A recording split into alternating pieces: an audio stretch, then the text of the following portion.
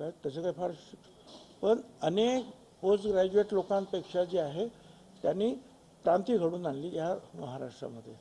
आज हे जे इंजिनिअरिंग आणि मेडिकल कॉलेजेस जे वाढलेले आहेत ना, खाजगी संस्थांचे वगैरे, नाही तर मला आठवतं काय तिकडे खाली साऊथ इंडियामध्ये दक्षिण भारतात जायचे लोक, मणिपाल तिकडे डॉक्टर बनायला जायचे, बेळगावला डॉक्टर बनायला जायचे आपले लोक.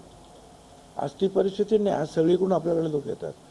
ही क्रांती जी आहे, आणि काय म्हणतात तुमचं ते सहकार्याच्या बाबतीमध्ये सुद्धा असेल, वसंतदादांनी काम केलंच ना, तर तो प्रश्न नाही. काम किती प्रेमानं मजबूतीनं मनुष्य करतो आहे काय, त्याच्यावर सगळं अवलंबून आहे. बाकी त्याच्या पोस्ट ग्रॅज्युएशन पण होतात, डबल टिबल फॉरेन रिटर्न पण असतात आणि फेल होतात, त्याला काय करायचं. ठीक आहे, धन्यवाद. काल भाजपची एक मीटिंग झाली नाशिकमध्ये, त्याला गिरीश महाजन, राधाकृष्ण विखे पाटील सारखे मंत्री सुद्धा होते. या दोन्ही मंत्र्यांनी पुन्हा एकदा नाशिकच्या जागेवरती दावा केलेला आहे. त्यामुळे नाशिक संदर्भातच माहितीचे काही जो पेच आहे तो कुठेतरी अडलेला आहे असं वाटतंय. हे बघा, मी तुम्हाला स्पष्ट सांगतो, शिंदे गटाचे गोडसे साहेब ते प्रयत्न करतात. आता ते सिटिंग MP आहेत, प्रयत्न करणं अजिबात चूक नाही. भाजपचे जे आहेत 100वर नगरसेवक आहेत, 3 आमदार आहेत, प्रयत्न करणं अजिबात चूक नाही. त्याचं मला अजिबात दुःखसुद्धा नाही.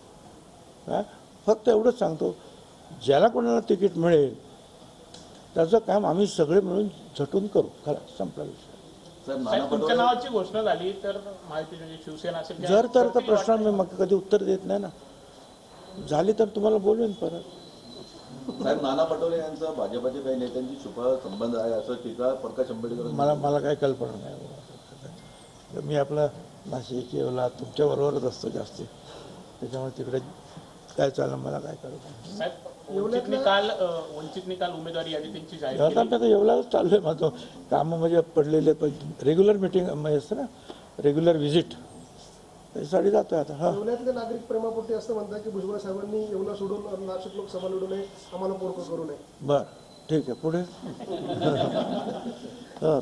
आहे इथेच आहे म्हणा, कुठे गेलो तरी येवल्या आणि मी, आमचं प्रेम एकमेकाचं कधीच कमी होणार नाही आणि कामामध्ये सुद्धा कसूर होणार नाही कुठे असलो तरी. दिल्लीतून प्रयत्न करणार येवल्यासाठी, दिल्लीतून प्रयत्न करणार.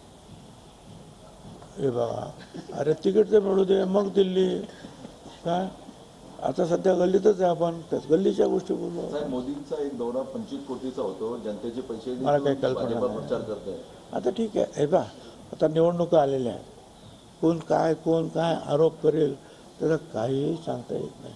बाकी राष्ट्रपती असतील, प्रधानमंत्री असतील, असे महत्त्वाच्या व्यक्ती असतात काय, त्यांच्या जाण्या येण्याचा, विमानाचा वगैरे हा खर्च जो इतरांपेक्षा जास्त असतो, त्यांचं प्रोटेक्शन वगैरे. आता त्याच्यावर पण तुम्ही टीका करायला लागला तर कसं होईल.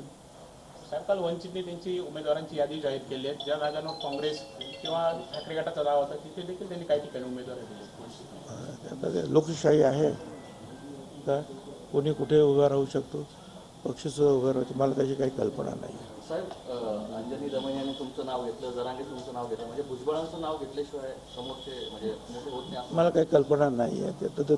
तो प्रश्न त्यांच्यासाठी आहे ना, माझ्यासाठी नाही. धन्यवाद. तर नाशिकमध्ये ज्याला तिकीट मिळेल त्याच्यासाठी आपण काम करू असं छगन भुजबळ यांनी या ठिकाणी स्पष्ट केलेलं आहे. नाशिकमध्ये महायुतीचे 3ही पक्ष त्यांच्याकडून दावा केला जातोय आणि उमेदवारांच्या नावाची चर्चा आहे. मात्र नाशिकमध्ये ज्याला तिकीट मिळेल त्याच्यासाठी काम करू असं भुजबळांनी स्पष्ट केलं आहे.